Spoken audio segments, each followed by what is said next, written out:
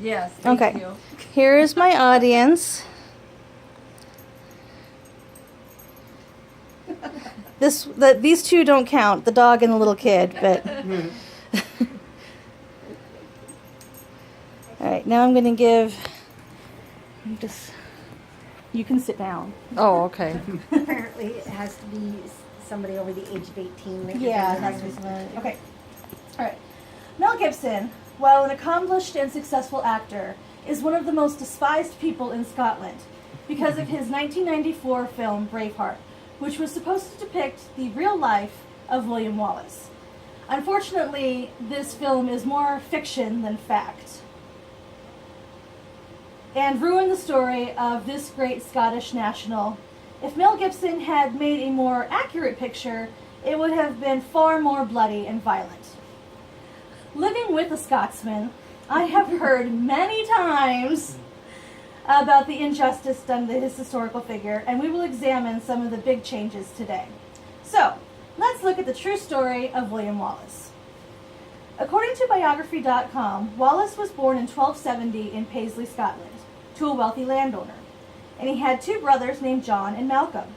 He received an education as fitting to his station, probably abroad, and returned to England at some point in 1295. According to Jenny.com, in 1296, he met Marion Braveheart, and the two allegedly married in secret and supposedly had a daughter named Elizabeth. However, this has never been confirmed by historians. Marion was murdered in her home in 1297. The movie shows us how they met, married in secret, and then Marion was killed by a guard who assaulted her, and she tried to fight back. Rebellion broke around Scotland due to the fact that there was no king in place, and Scotland was under the rule of Edward I, Longshanks. Many Scotsmen rallied behind Robert the Bruce. However, as is true in the movie as well as real life, Robert was a very reluctant leader. He wasn't sure whether he even wanted the English to leave Scotland because it gave him so much wealth and power. One of the most famous battles in the Scottish Rebellion was the Battle of Stirling Bridge, in which Wallace and his troops managed to hold back the English army by fighting on a bridge, shown here.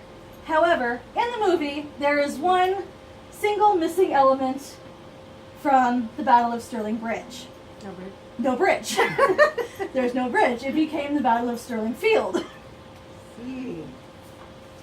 William Wallace was captured by the English in August of 1305. He was dragged through the town naked, hung until he almost choked, stretched out, disemboweled, beheaded, and finally quartered, because they really needed to make sure he was dead. Mm-hmm. In the movie, we were only shown a fraction of his torture, which ended at his beheading. According to War of the Scottish Independence, the First War of Scottish Independence was over in 1328. William, however, did not manage to drive the British out of Scotland as he had wanted. In fact, Scotland did not receive independence until the Treaty Union of 1707. William had a great impact on Scotland. He is seen as a national hero, and there are several statues on display in his birthplace and around the country.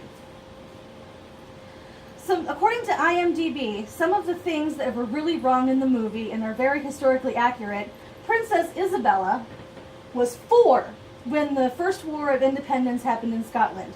Henceforth, she never would have met William Wallace, and she never would have had the bastard son that was depicted in the movie. Also, kilts were not worn at this time in Scotland. That came much later. They were just basically shown just to hype up the stereotypical vision of Scotsmen. Also, the blue war paint was never used in Scotland at this time for war. These little tidbits were added to make the character of William Wallace more tragic, sympathetic, and to basically show us, again, the stereotypical Scotland. That is kind of one of the problems in Hollywood. Braveheart is a good movie if you take it with a grain of salt. It has earned many awards that it justly deserves.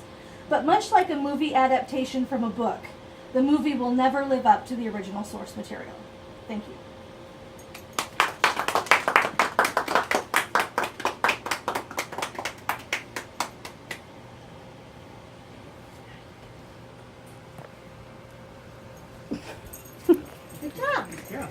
Thank you.